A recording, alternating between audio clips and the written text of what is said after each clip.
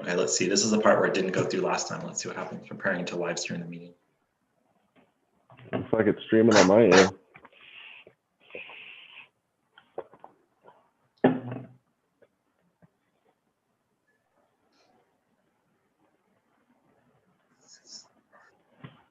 Well, we're live right now.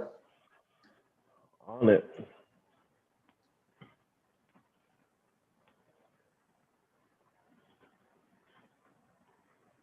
Where's Okay. do you have a famous introduction?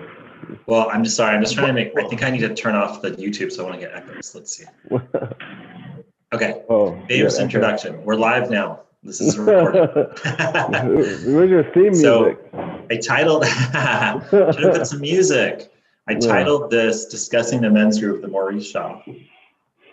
And as always, you and I just go with the flow and let whatever's going to come through in the moment come through. So what would you like to talk about during this discussion we're going to have?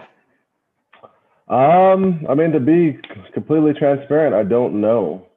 You know, I don't have any idea of what to talk about or where it's even going to go. Yeah. But I think too, like, not knowing is a big part of the experience and a big part of where men should be learning to be okay going. Yeah. You know, so I think just in general, like, I think we look to ourselves just as being men to have some sort of answer. And then we're looked at from others at times, whether it's in the family structure or being a coach or, you know, being a male role model for whoever you're in contact with, we're looked at to have some sort of answer. Yeah. And then if we don't have those answers, you know, I think we assume the world is frowning upon us, but more importantly than that, we frown upon ourselves and become hard on ourselves because, like, we should know how to do this. We should be able to fix that. We should have the answer and be able to be the provider and show up and be strong and be powerful and also be grounded and be the rock and the stability of our family and of our kids and of our, you know, our culture, and, you know, even get so much that, you know, we become empowered for the, you know, the political structure of things and think like, oh, you know, man is the one to decide, you know. And it seems like as we kind of break down those constructions and can look within the self, it seems that it's different. It can be different.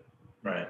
But we have to allow it to become that for ourselves, you know, and it's nothing that can always be externally taught to you or shown to you unless you have some sort of guru teacher or some sort of training that you're following. It's something that has to come within you, that is brought to you or revealed to you from some sort of struggle or some sort of stressful situation that you're dealing with in your life. That's a call for you to say, hey, you know, let's wake up. Let's look at things a little bit different, because the structure of how we were doing things may appear to be the right way, but right now we're in a different realm and we may be lost, and we need to wake up and take a look at that and see where we're at. Yeah, and 2020 has really turned the tables upside down for us and started to ask us to really switch the lens and look at things differently. And we started the men's group because we really felt, this was back in like March, right, when we started it, and we really wanted people to see that the way men have been behaving or the conditioning that they've been buying into, that we have to start to re-examine that. And it feels like a lot of the energy you were talking about is we're conditioned to have this masculine energy around do, accomplish, know all the answers, mansplain everything. Like, you have to know the answers, and there's no in between. You've got to know it. You've got to know it. And what this new earth is really going to bring to us, what's already come through this transition we're in right now, is that that's just not going to work anymore. There's got to be like a feminine, you know, more of a feminine kind of intuitive energy. Well, and I think, you know, that's kind of what was speaking to me while you were saying that is that we need to just get out of the way, you know, as men sometimes, and allow the feminine energy, the yin energy, to take the lead. And it doesn't mean that the feminine yin energy has to come in the form of an actual female, because the men have access to that as well. Absolutely. But it's just becoming grounded enough and sensitive enough within their body to be able to allow yourself to experience that and then therefore express it. You know, because it's just the desire for power, you know, the need to achieve, the need to do a little bit more, to get a little bit more, is how we identify, or we think we identify from an external perspective on how we identify what success looks like. Yes. How many cars, how much houses, how much power, you know, what's your role at your company? You know, and sometimes we can just take a step back, and just kind of look within and see what our natural role is without those ideas, without the ideas and without the mental construction that we've put in place to kind of survive in this society. You know. Yeah. And I was going to say someone told me a story the other day that they interviewed. It was a book that I was hearing an excerpt from, and they were saying that they interviewed someone with $10 million and asked them what would make them happy. And they said, well, they interviewed somebody with $1 million. What would make you happy if I had $10 million? And they interviewed someone with $10 million. Said, what would make you happy if I had a jet? Then interviewed somebody with $100 million. Said, well, if I had a bigger jet and another $100 million. And so it's like, whatever it is you're striving for. And then I saw The Last Dance. I've been watching The Last Dance, you know, with Michael Jordan and the Bulls. And I'm watching Michael Jordan like still be angry from the 1991 series when Isaiah Thomas didn't shake his hand. 29 years ago. Like, we see somebody like Michael Jordan, we're like, this guy achieved in his field, or whatever you want to call it, right? In basketball, like he achieved everything you can ever imagine. Championships, the Olympics, the MVPs, and yet he's still pissed off about something from 29 years ago, because he's always going to want more. He's always going to want more. You know? And that's how we're taught, and that's what we teach our boys too. Yeah. Well, yeah, I think I just got these things popping off. I think that's what's so hard, especially in this world today, is that we look at Michael Jordan and he's Michael Jordan. And I speak from a neutral place because I don't know what his life is like. Absolutely. I don't know the things that he has to go through on a daily basis. Yeah. But at the same time, nor does anybody know what he has to deal with on an internal level. Yeah.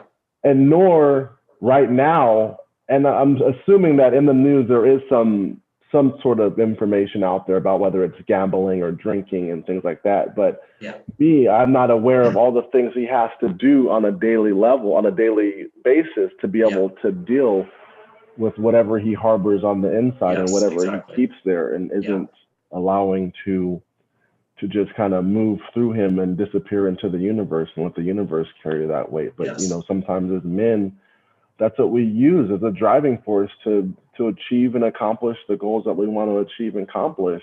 Yeah. And we lose track of the internal damage that we're doing along the way. Yes. But one way or the other, unless we take the necessary steps to allow things to be recognized and then processed, we eventually pay the price, you know. Yeah. Whether it's, you know, alcoholism, drug abuse, gambling habits, you know, womanizing, affairs, you know, overeating, going bankrupt. Yeah, and we're taught to bottle it up, right? We're taught to bottle it up. And I love this one documentary, The Mask We Live In, and it talks about how when boys get into first grade, that's when they stop crying on the playground. So when they're 6. That they already get the messages that when you're in kindergarten, you're 4, you can cry and everything's fine. The moment you hit first grade, that's when everyone, and so they interview all these little boys, and I asked my son, and they're like, yeah, no, I don't. And then I asked him, when did you stop crying on the playground? Oh, about first grade. Because that's when the conditioning starts to kick in. Like, you have to be strong, you have to be tough, you're not allowed to cry. And so we bottle it all up. So, I mean, I like what you said about Michael Jordan, like, no judgment, because I don't know what he's got bottled up or what he's got within him. No matter what he achieved on the outside, there's, from me watching that documentary, there's still some things bottled up within him, which I'm not going to try and dissect or even talk about because it's none of my business. But I'm saying, like, these are the men that wheeled up, and there's a lot going on within them that hasn't been processed, that hasn't been emotions and energy that hasn't come through. And then that's, like you said, that turns into, let's numb something on the outside. So womanizing, drinking, gambling, whatever it may be, that will try and soothe something within you that hasn't been resolved. And that's what we teach our boys as early as before they're 6, but it gets really fomented at the age of 6. Like, don't cry, don't emote, just push it down. I mean, I wouldn't even say that we teach our boys on an individual level as parents, because, I mean, I love my dad, but he wasn't there to teach me anything. Correct. I think what I'm feeling now is that it's a survival mechanism that's ingrained in the collective masculinity of our society, the collective pain body.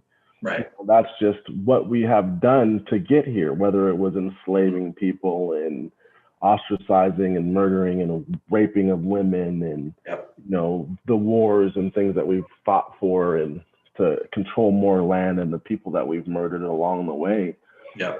So that sort of past pain and experience on the collective level is already there. So it's almost like you don't have to have anyone teach it. It's just there. That's a good point. Yeah. So what our job is to learn how to transcend that and become a model ourselves on an individual level. Yes. By showing up in presence in the now and being able to stay connected with your inner state, your inner dimension, and present that how it is. Present the emotional energy that may move through, or the masculine energy or the feminine energy that may move through, and just demonstrate that to one person at a time. Yes. And the thing is that you can't never really know how that is going to land on that person, because you could only show up for yourself.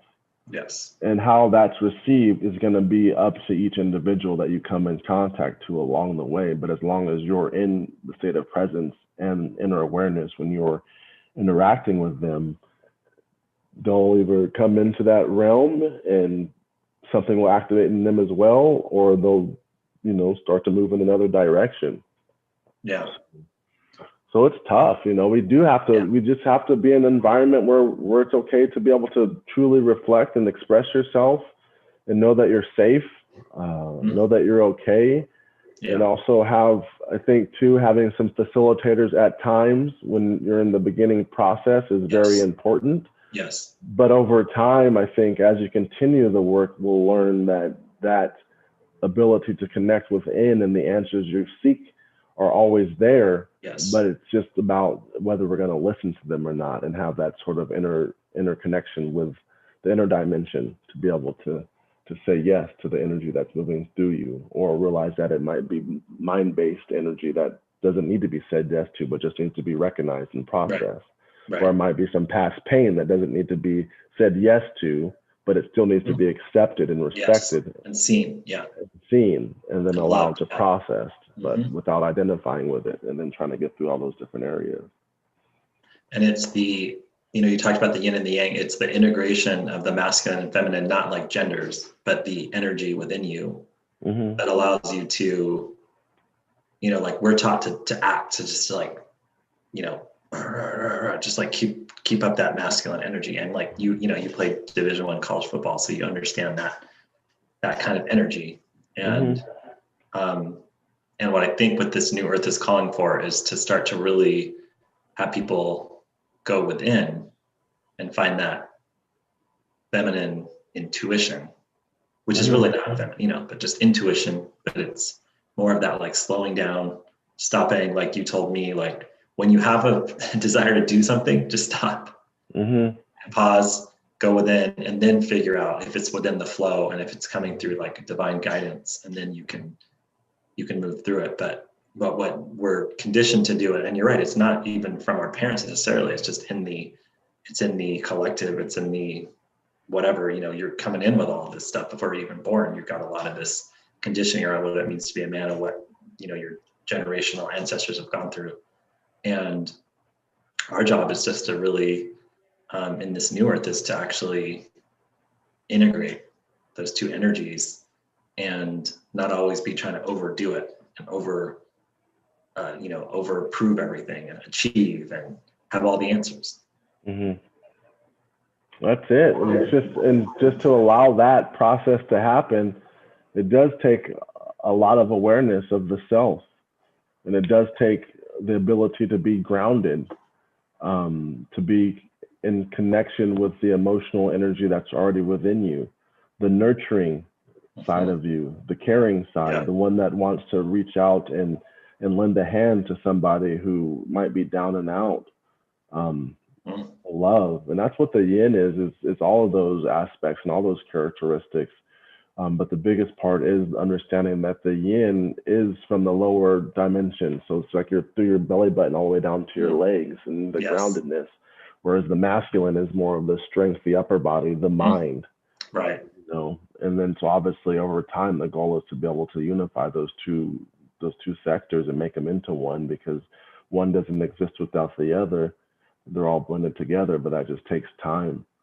Whereas some of us as men, certainly for me, can be so far into the masculine energy, the power of it, that something catastrophic happens. Like for me, it was my back to reset us. And so I had to literally step out of my masculine man, yang type energy, strength, power, doing, thinking, figuring out energy, and just be still and lay on the ground for 30 days and just learn to nurture myself. And when I had to crawl to the bathroom to be okay crying and just being pure pain of whatever was coming through, whatever my body was experiencing, and not fighting that off.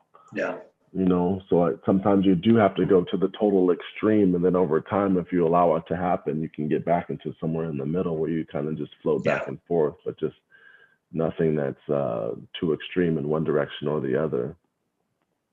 Well, I actually threw out my back when I was 19, and you just made me realize that that was definitely the universe telling me to slow down, because I just arrived at my college and whatever, and I was like just going 100 miles per hour. And I wasn't as wise as you, and I didn't slow down. I just hit the alcohol really hard. Like I drank like a lot, and I would drink and pop ibuprofen like 40 pills a day. Like, when you're 19, you think you're just untouchable. And I was wondering the other day, I'm like, I wonder when that's going to catch up with my liver, given how much ibuprofen I put in with alcohol.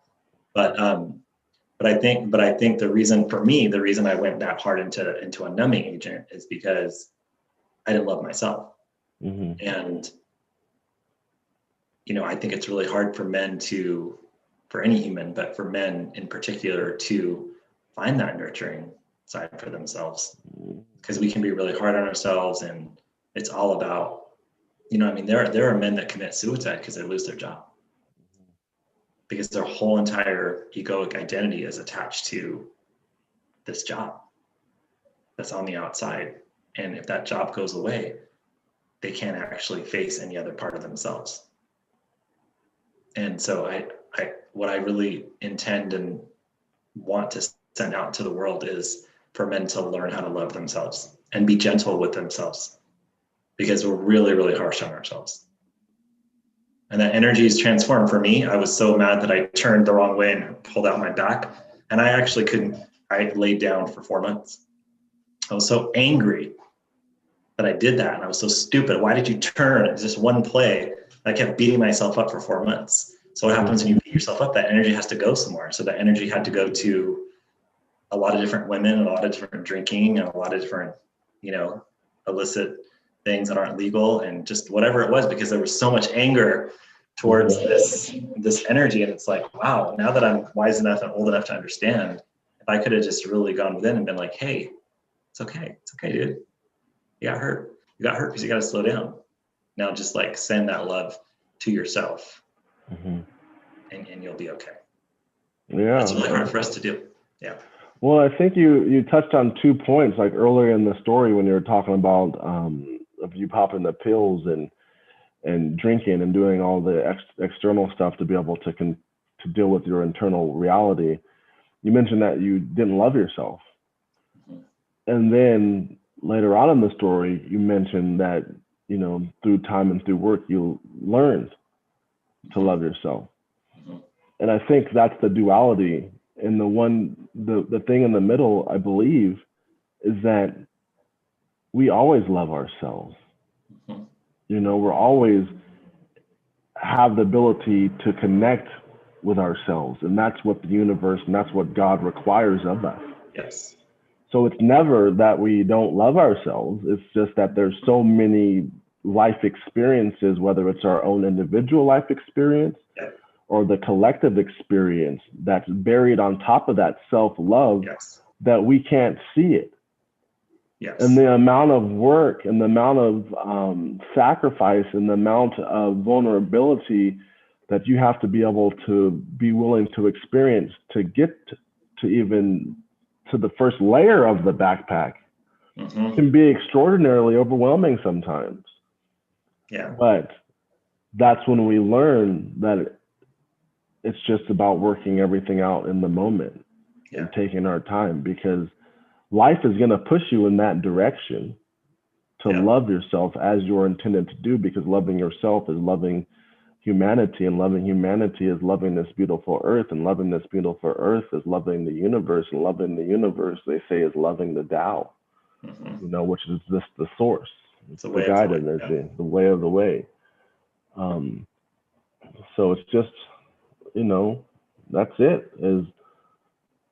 I guess like Yoda says, you must unlearn what you have learned. Yeah. I heard a wisdom teacher say the other day that that's 99% of the spiritual journey is undoing everything that you've done over the years. And, I really accelerated my spiritual journey when I started listening, right when I turned 40, and I started listening to Richard Rohr. So he's a priest, but he's very controversial because he doesn't follow all of the Catholic kind of belief systems and all that. But he is a Catholic priest, and he's probably now like in his 70s. But I get his daily newsletter, and he talked about this profound experience he had with working with men in prisons. And he said it wasn't until they hit about 40. So if you look at like psychology, it's like the midlife crisis, but from a spiritual perspective, it's like the second half of life. So what he talks about is when you hit about 40, you start to awaken to how your false self is really what's driving you. And there's something about being 40 and going through this, it's like 5 to 7 years old is when you start building all the layers of the onion and the false self. And so for 35 years or so, you've been this false self a lot of the time. And he would say that people in prison, these men in prison, would crumble about the time. He might work with them for 8 years. He'd go there once a week and do like therapy sessions or spiritual counseling. And then right around the time they turn 40, that'd be the moment where they'd be really, really ready to give it all up and to actually have this like massive transformation. And that's when I realized, I was like, oh, I'm 40 now. So I'm not in prison, thank God, but I'm at a point where I'm looking at all the things I've created in my life and deciding whether this is really me. And what I could see is it wasn't. I was like, oh, I'm attached to that. I have an identity around that. That's not me, that's not me, that's not me. And it was like all the work was just peeling back the onion to the point where we actually got, oh, that's our smoke alarm, to where we actually got to the authentic, to the true essence. It'll go off in a second. Oh, there we go. Anyway, so that's been my journey, is really just undoing the layers.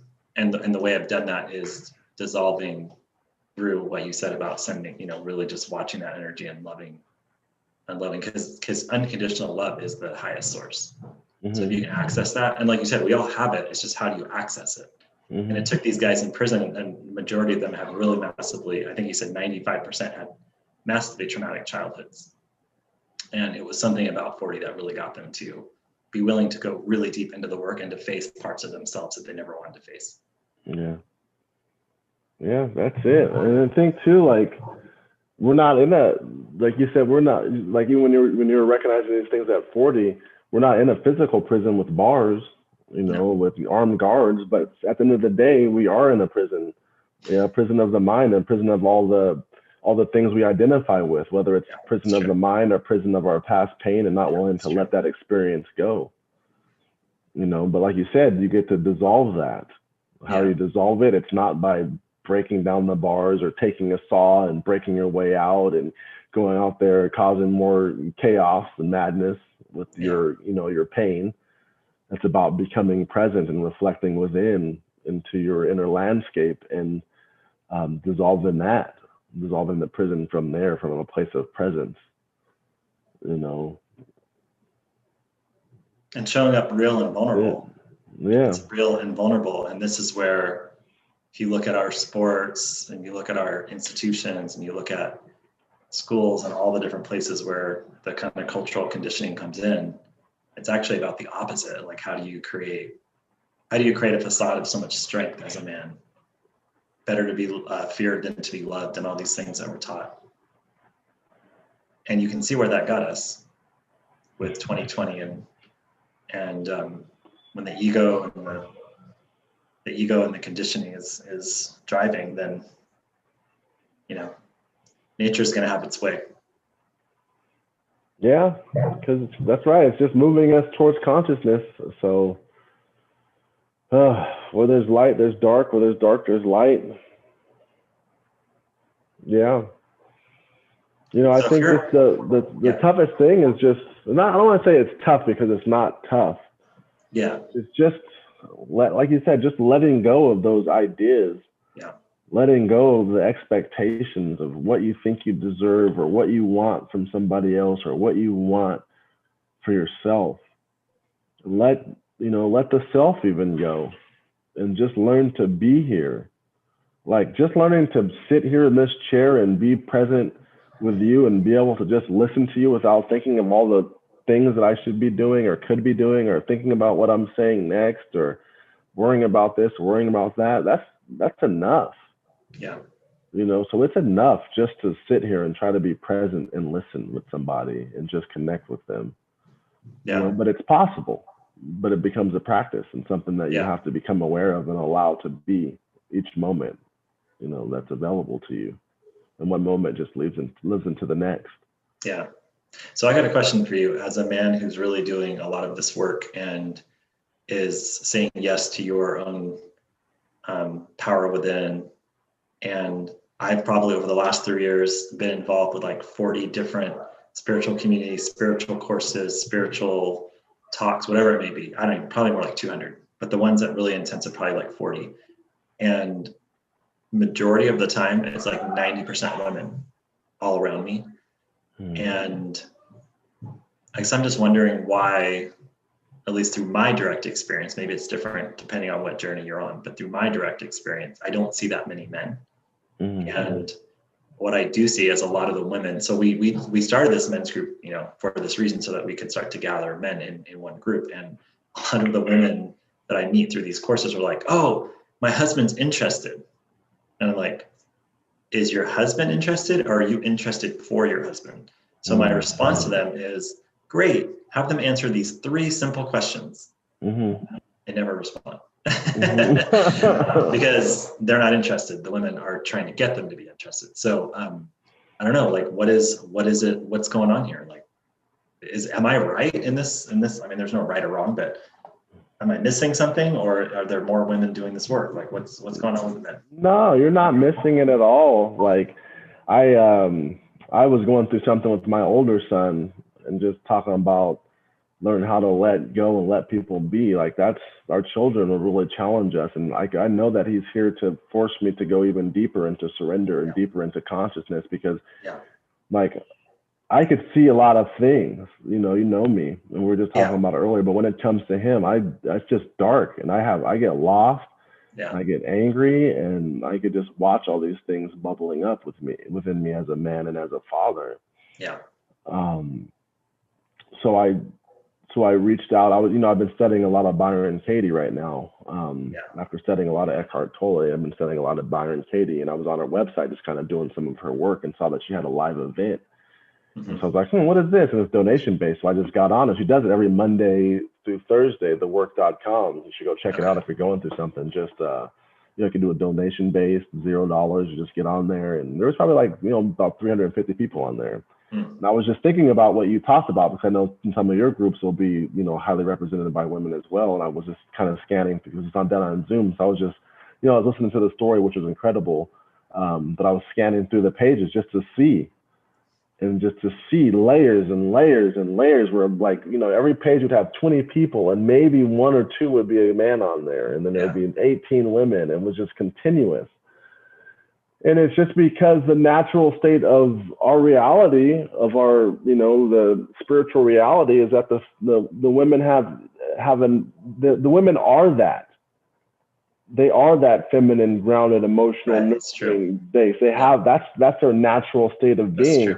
The only reason they step out of that is to try to rise up to the masculine level, meet them at their level, so they can try to go out there and accomplish and become in power. Where sometimes they might lose some of those other, those, I don't know. Let's just call them yin qualities, because sometimes I mentioned to my trainer the other day, I was like, oh yeah, I've been hurt my shoulder, and I've been having to really tap into my feminine energy and stay conscious and present whenever I'm training, because every time I try to just go hard and accomplish, I'll hurt myself.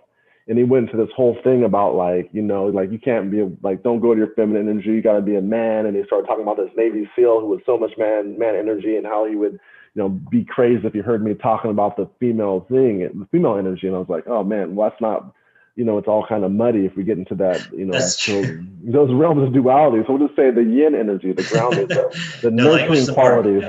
The language.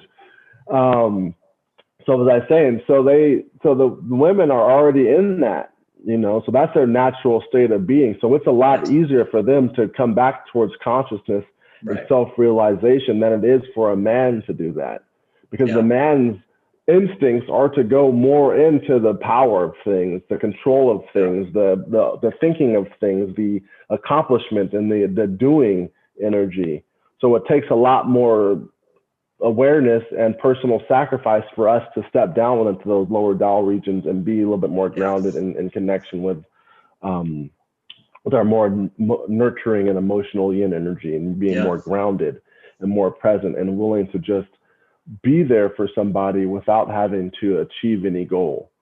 So it's just, that's their natural state. So Eckhart Tolle says that a lot more women will realize consciousness before men do. Right. Because they're just, that's just their natural state of being. They just got disconnected from it because as a collective society, the men feared it and tried to conquer it and control it.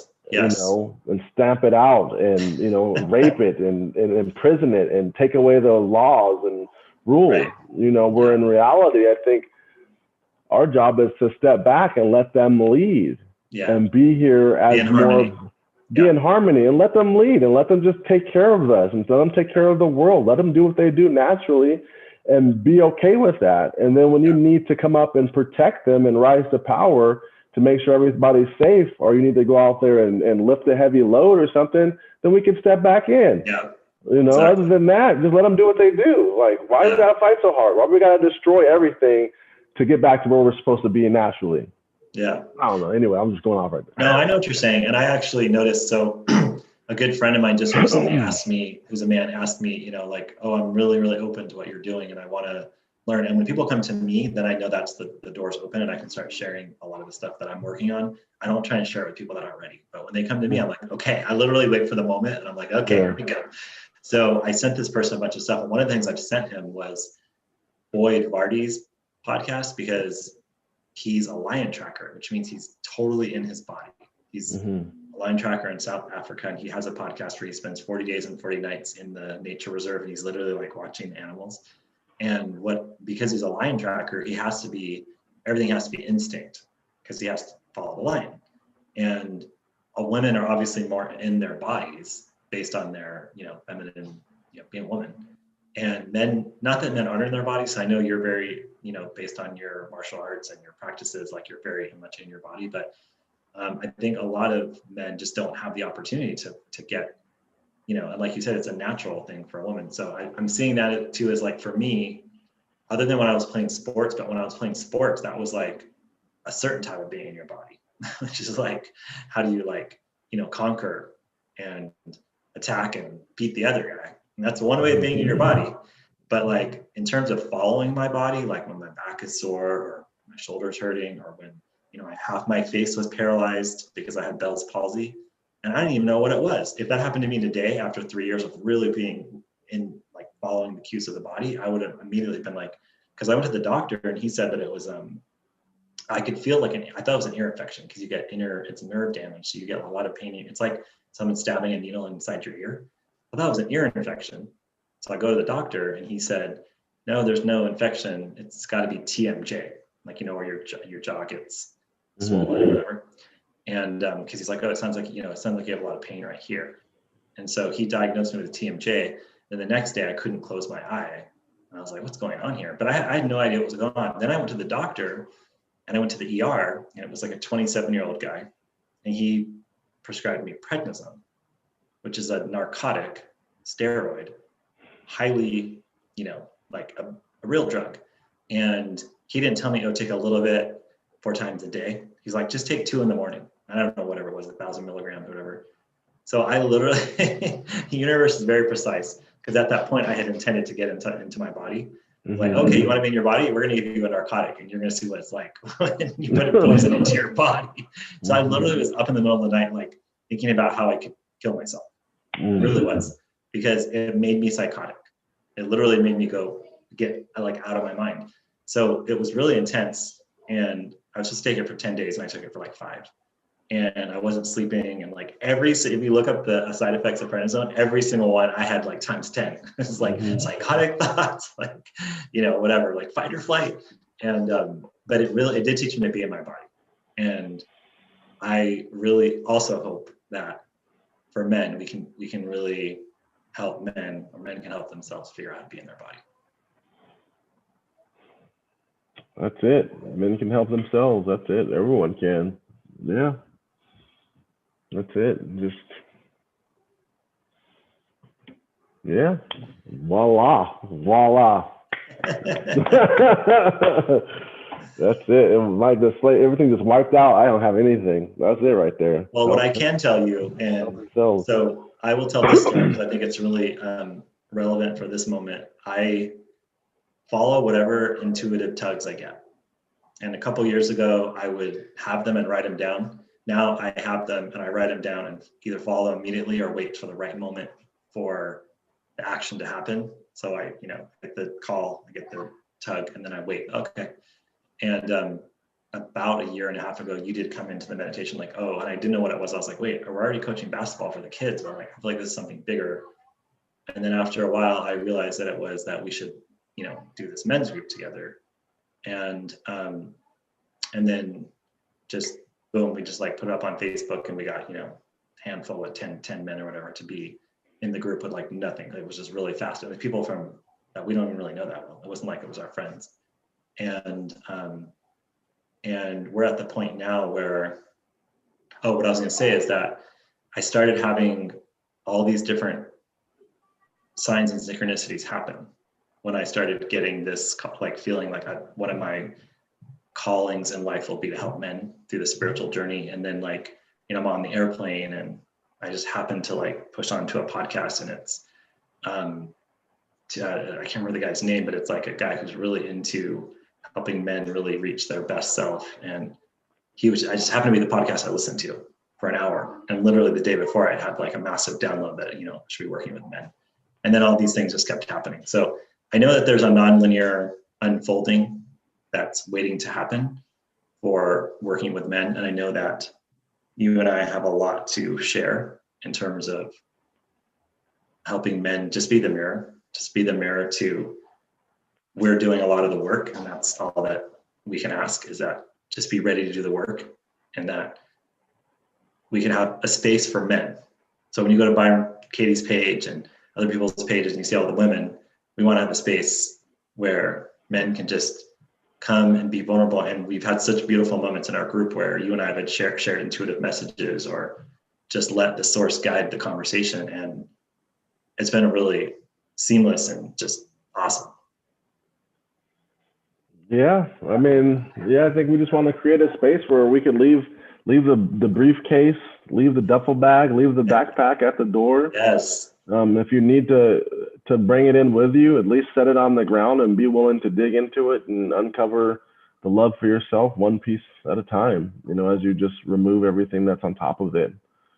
For me, I just appreciate you, appreciate the work that you're doing and that you do for yourself and do for your family, and appreciate you just holding a space for me to be able to show up as me and just be, really just be, and be with you and be with the men that show up for our group. And then us doing that, showing up for ourselves and showing up for others means that we're showing up for the world. We may not see the whole vibrational energy connect across the globe in an instant, but it does move and it does go. So it's just a really nice place to be. So thank you. Yeah, you're very welcome. And I appreciate you too. And my number one goal in life is really to create spaces where people can be the most authentic version of themselves. So that's what I'm trying to do. And on that note, we can say bye. All right, that sounds good. All right, let me end this.